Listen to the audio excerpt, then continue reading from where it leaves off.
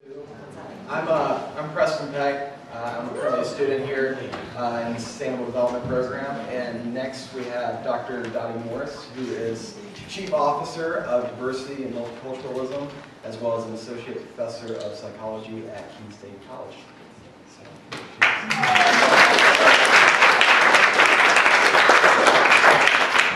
Good afternoon. It's still morning, right? I was just telling Karen, no matter how many times I agree to do something related to public speaking, I'm always in a panic. And I've had every possible disaster you could have, including back in the old days when you'd have overheads, and I had written my entire presentation on the overhead without any notes. I had a glass of water. No. And yeah. So I would encourage you to always have multiple ways of having your presentation available. So I have notes. I have, I emailed it last night. I have it on a little zip drive, whatever you call those things. I brought my computer. I sent it to my Dropbox. And thank goodness I know of people who are very good with technology because they told me about all these modalities. But I'm going to talk a little bit about something that I'm planning to undertake at Keene State College. I don't know if it will be a disaster or will it be a success. I've been there in my current position. I'm going into my 5th year, I think it is. Time goes by so fast. And part of what I was doing was setting the foundation for the work that I'm about to do, the real work. So whenever people would say, what do you do? I didn't know, really, because I was the inaugural Chief Diversity Officer. I've known people who were chiefs, but they were not Chief Diversity Officers. They were like Chief of Police and Chief of a tribal affiliation. So I didn't know what a chief would do. And I was able to really work at designing what I was to do. And part of what we are attempting to do as a result of some feedback from students who said that their experience at Keene State College otherwise was a wonderful experience, fantastic experience. And they didn't feel like it prepared them to work in a global society. They felt like they were losing out on opportunities because they had not been adequately prepared. And so when you fill out those alumni surveys, people do look at them. And as a result of that, the vice president at the time of academic affairs asked me to do some work with the people at the college, and so the rest, as they say, is history. The other thing is, I think is really interesting. I went this, oh, it just appeared. This is miraculous. But is that right? Yes, right. It's just amazing how things just go like, okay.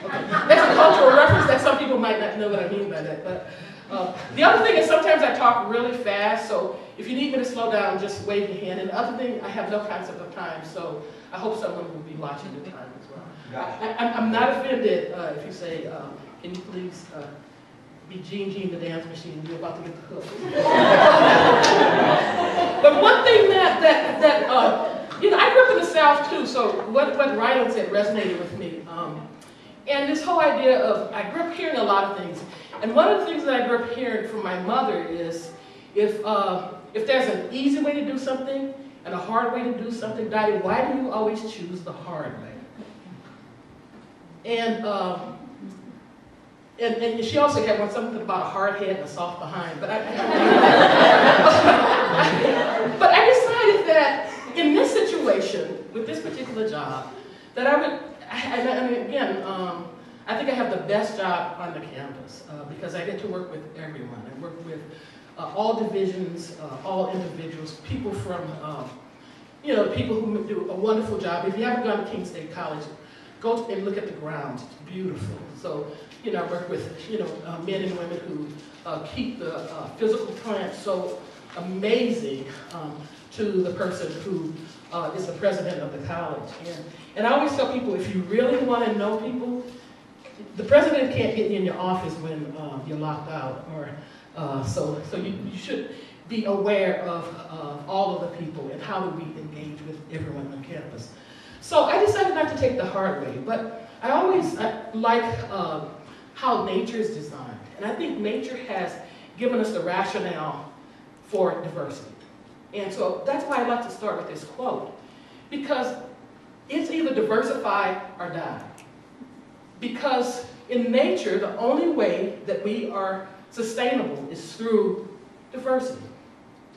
And so this whole idea of why do we take the hard way when it comes to understanding the importance of diversity? So my mother would really ask that question. Why are we taking the hard way? Why are we resisting? What is making it so difficult for us to say that everyone, not just say it, but to really realize that everyone has value, everyone has something important to bring to the table. And without that information, we cannot sustain as a human society. I mean, to me, it's just so simple that everyone will bring something that can contribute to solutions to problems that we have. We're losing a whole generation of young people because we're not engaging them in school. Think about all of that potential that we're losing. Because some kid sits in the back row with his hat on the back of his head, and we think, criminal. And we just give up on them. So part of what I'm saying here is that this is a fight for our survival, and that's why I think that diversity is so important. It's possessed. It's left leg? There you go. Okay, so some food for thought. I ran across this quote that it looks at the whole idea of globalization. And I think that the latter part of this comment is almost like saying it's just going to happen.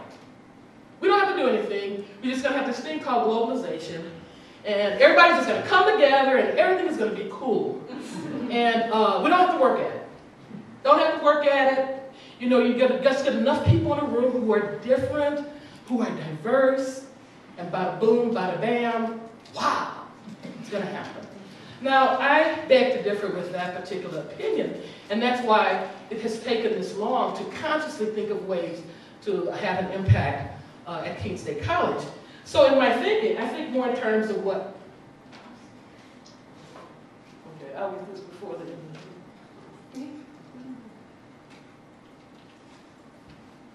left and right. Okay. I believe what Winona LaDuke has to say is that we have to take this on. We don't want just a bigger piece of the pie, we want a whole nother pie. And that's why in the title it talks about co-creation as opposed to inclusion. A student here at SIT really helped me to understand that inclusion was not enough. He said that basically you're saying, I just bring what I have to your table, and then we try to find a way to fit it in there. Instead of how do we bring what we have to the table and recreate something. And I had never really thought about that. So you do, I mean, teaching is a two-way process. And so that was really important to hear and to reflect on over these years, is that I want to go beyond just saying we're going to include more policies, we're going to include more procedures, we're going to include more language to show how and reflect how we really value diversity. I want to go beyond that inclusion and this whole idea of co-creating. So instead of just giving people a bigger piece of the pie, or even a slice of the pie, I want them to help make the pie. Another thing from the South, we like food, so that pie image is a great one for me. So the other thing that happens with me is I have a level of a way of frustrating people. I was the youngest in the family, so this might contribute to that as well. But I tend to have more questions than answers. And I think that part of what happens for me is that I was glad when I read the quote that as a teacher, I can't teach you anything, but I can definitely encourage you and stimulate your thoughts for you to create meaning of what you are hearing from me.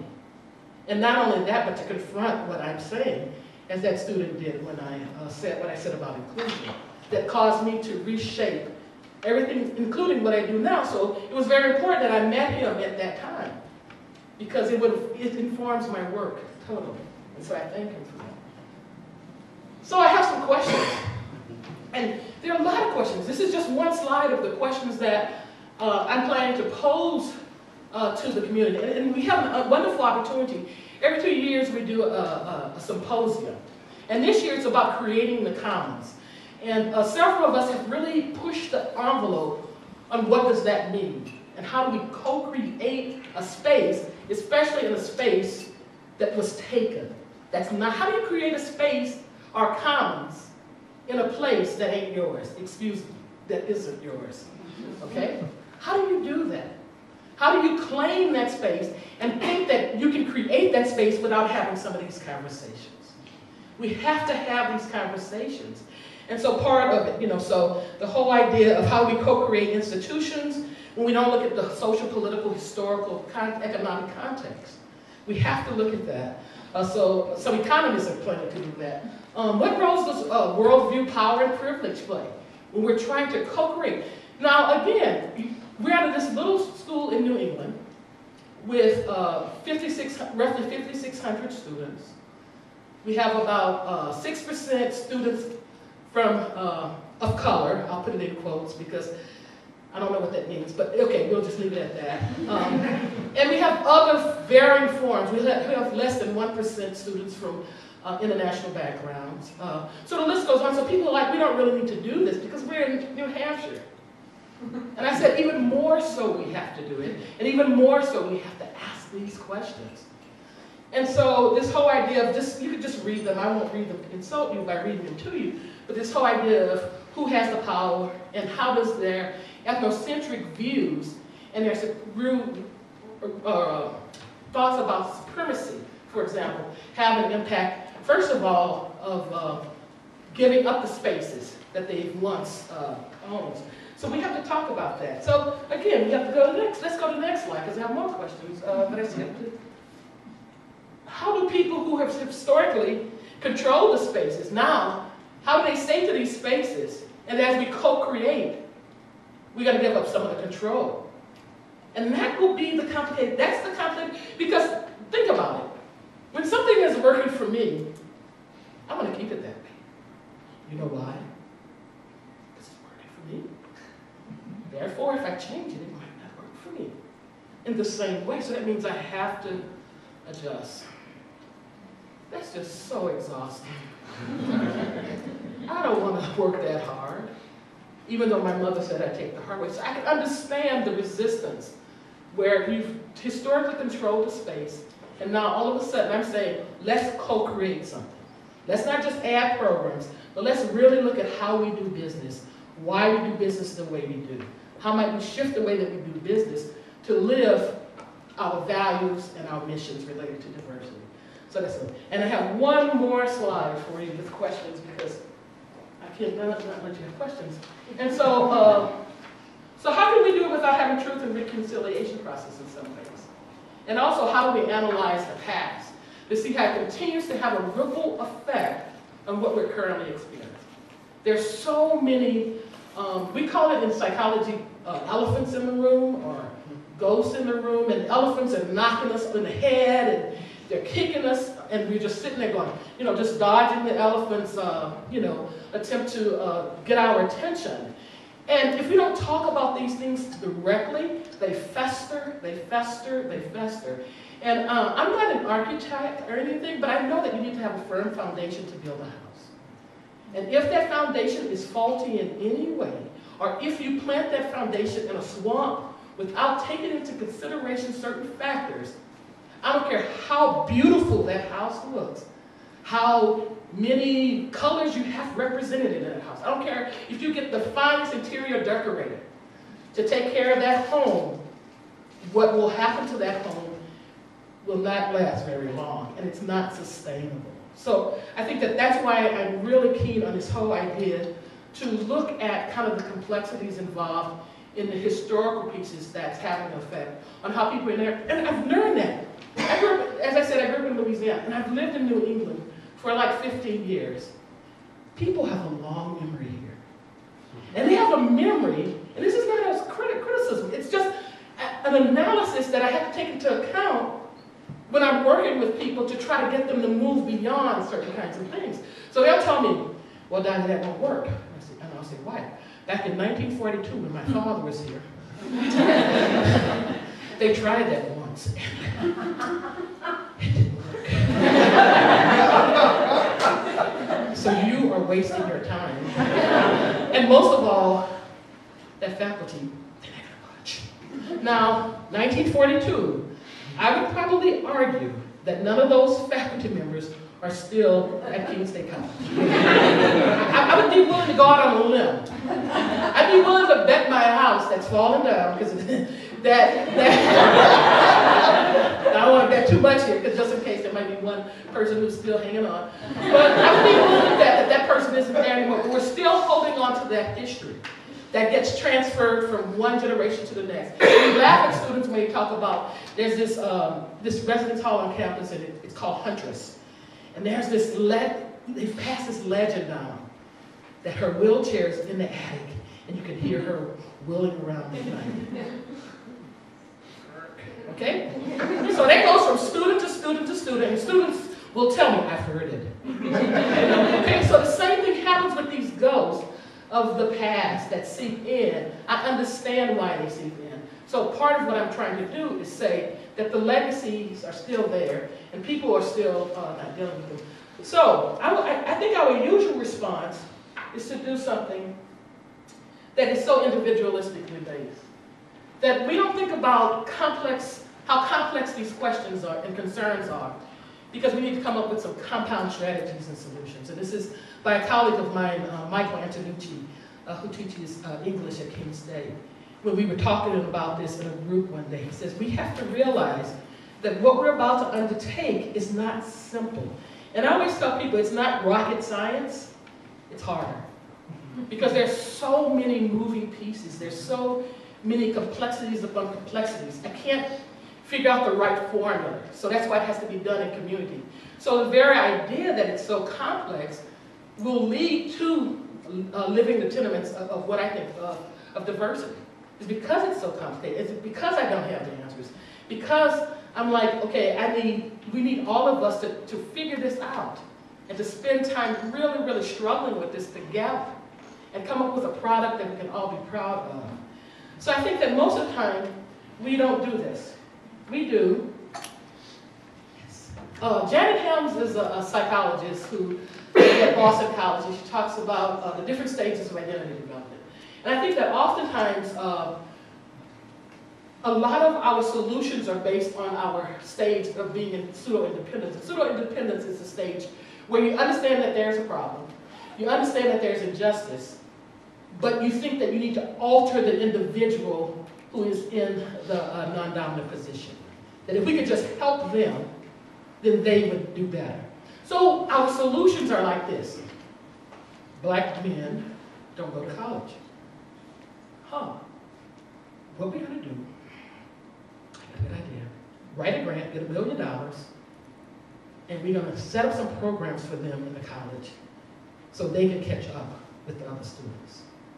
Now, I believe in that. So if you have $1 million and you're planning to give it, I would take it. Okay? To me, that's too simplistic. To me, that's basically putting the onus on the individual and not on the structures that we have in place that might be creating situations where black men don't want to come to college. Does that make sense? To me, that's qualitatively different if I'm framing it through the Helms lens of that particular stage versus framing it, in addition to that, thinking about the larger systemic factors contributing to what's going on. The other thing that happens is it's almost kind of like the simulationist belief that if we could get them to just act right, conform to the way we do stuff, then they would be okay. And because they don't, that's why they're not successful. They have not figured out how to navigate the system. So guess what? Because we're individualistic in thinking, who gets the brunt of the blame? We don't, and again, it's not intent. I don't think people's in their office going, let's see. We have a problem here. I know what it is. It's those individuals. You just can't cut it. Now, some people do.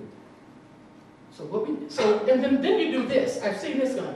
We did all we could do. We gave them all this money. Some of the first programs to be cut Everywhere from, you could go up I-91 to Dartmouth, down to UMass. And the same kinds of things happen. You know why? Because we haven't done the foundational work of examining the system.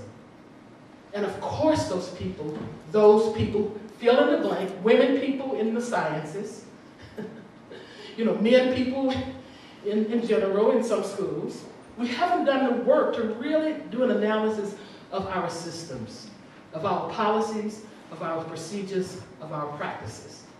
Does that make sense? Mm-hmm. You should, I was told that you should never ask a closed-ended question because people just go, mm-hmm. So it's consistent with that. So this whole idea,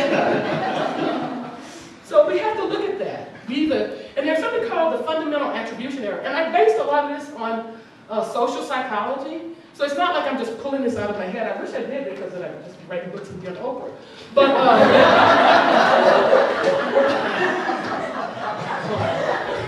so I have to borrow, as Jeff does, from other people. And again, why do it the hard way if it already exists? So there's this fundamental attribution error that social psychologists talk about. And basically, you tend to blame certain behavior on the individual. So if I were to walk across this room and I trip, you'd probably say, God, Dottie is clumsy. Because you're looking at an individual, something in me that's creating the trip, without and ignoring or denying that there might be environmental factors contributing to that. So part of what we have to do is we have to talk about in what ways are we engaging in this fundamental attribution error. Because sometimes it is the person. You have to admit, sometimes it is the person, because sometimes you are that person. You know? And then there's nothing about that environment that isn't, it's just you. Sometimes, you know how people say it's not me, it's you? Well, sometimes it is you. But I love that one. Okay. So, we need to move on before I get the hook. And then I have to do that little dance. And you don't want to see me dance. But anyway, so you understand how that can lead to victim blaming. How it can lead to, we've given them all we can, we've supported them with all of this money, all of these programs, but we're not going to look at our system. Because our system works. Because we have so many thousands of graduates. So it must be working. It must be working. So if it's working for them, it must be something wrong with them. But so we have to do a critical analysis of why it works for some and not for others. So it leads me to more questions. So how is it for those of us who do this business of diversified organizations, do something different? How do we challenge one another and other organizations to do something different? I can only talk about higher ed and the work that I'm trying to do, and then in probably 3 or 4 years I'll tell you how it works, because I plan to document it and really look at the effects of it, and I'll talk about that plan in a minute. And how do we go beyond just merely adding more people or adding token kind of ideas without changing systems? So I know what we're asking people to do is to stop being entrenched in a system that for some of them, they feel like it's really working and it's very effective. And then how do we co-create and reinvent a new one? A more diverse organization where we can really, really live up to our mission. And so part of what I did was I went to some other social psychologists, because social psychologists helped me to really think about how could I, in an academic setting, you have to come up with things like this, because if it just comes out of your head without, people are like, yeah, right.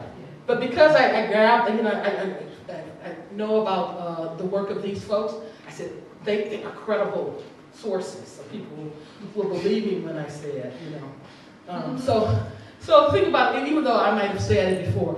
But part of what one of the first things that we did last year, I just want to back up a minute, was we had Alan Johnson, I don't know, he wrote Power, Privilege, and Difference, come to campus, and he ran 3 workshops.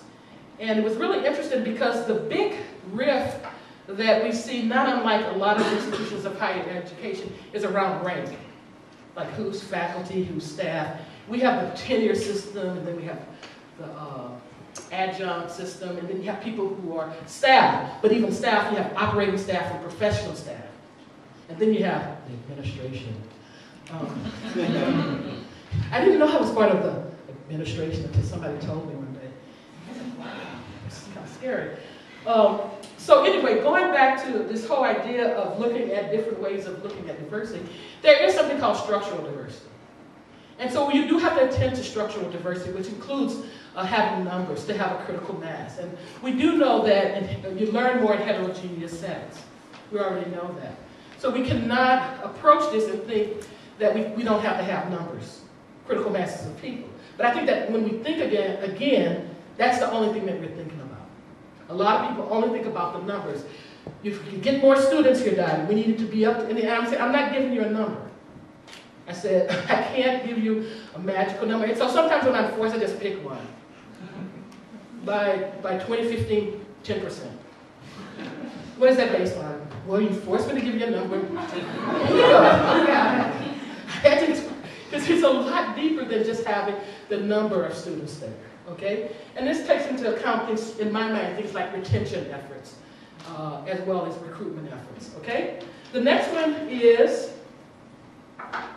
has to do with diversity-related initiatives. So this has to do with trainings that people need to undertake. And not just the training of, Diversity 101, but what are the implications of some of the things that Rylan brought up?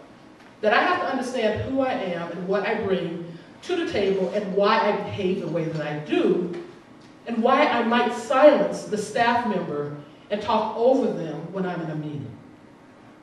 I have to ask myself, why is it when we're sitting around a table and a woman raises an idea and no one says anything, and 15 minutes later a man says it, it's like, oh my God, it must have come from the heavens. Now, I don't think that people are aware. Again, it's not about people being evil and rotten and sitting in their office, I'm going to screw up some woman today. I don't think that you all are adults, so I can say that. I don't think it's like that. I think that part of what happens is we get get into default mode and we respond. What I want to do is people to slow that process down. Because the work that they will be doing, they will have to understand how this is having an impact on their process of getting the work done. The third one he talks about is diversity interactions. And so we have to develop strategies to have or increase more positive interactions between people. And that has to do with training, it has to do with a whole host of activities that we have planned. And we have to understand hierarchy, because there is a hierarchy. We have a president, we have vice presidents, we have associate vice presidents, we have assistant vice presidents, we have chairs of the department, we have tenured faculty, we have full professors, the list goes on. There is a hierarchy there. But we have to at least be able to talk about what does that hierarchy mean, and how does it have an impact on who makes decisions and how those decisions are made. And so, again, I was planning to talk about the plan, but I noticed I have a minute left. But this whole idea, this is kind of the plan, is to assemble the stakeholders, and I already have several people who are planning to do it. So what I want to do is go with the energy that's there, the people who want to do this work, and then get some of the people who are the not usual suspects and appoint them to make it seem really official, okay? And it will be official because I've got that. So this whole idea of how do we get people together, and then there are tasks that they'll have to do. So we'll orientate them to the culture. We did a campus climate survey that really gave us some really good data to help inform some of the work we're going to do. Then we'll put people in subcommittees, and we're going to divide the labor that way. And then each subcommittee will get training, and we'll do all these things, and then they'll research best practices, because people like to do that. And then we'll come up with an action plan. All the committees will meet together, and then we'll put it out to the full campus to get more feedback on how we're planning to transform our campus, and not just come up with program after program after program, including getting more people trained, including, right now, all new employees have to go through a training with me. So I do some of these things in that training to prepare. It's only new staff, not new faculty. So just to let you know that happens. And these are the other tasks. And so we'll do this, and this will give me some data, so I hope that at one point in the future I'll be able to say it was very successful. And everything we do is in line with this. Especially this last thing is that it won't be business as usual. That we will be using everything as that background because we've analyzed our history. It started off as a teacher's college, so what better place, a teacher's college? Well, it was a normal school. It was like, anyway, the other schools must have been abnormal at the time, but it started off as a teacher's college. And so that meant that the majority of the women who were trained in 1909, people who were trained were women, probably up into the 1940s. So there's a legacy of having women on that campus and being empowered in a particular way. And now we're seeing that a lot of our attrition rate among young women, we're starting to lose young women at a higher rate than young men. And we need to understand what's going on within the culture that's creating that. So hopefully we'll be able to line up our actions with our mission statement as well as with our value statement. And I think that it won't be business as usual, that everything that we consider, including contracts that we have with certain organizations, we will rethink those in the future. So thank you very much. I hope I didn't talk too fast.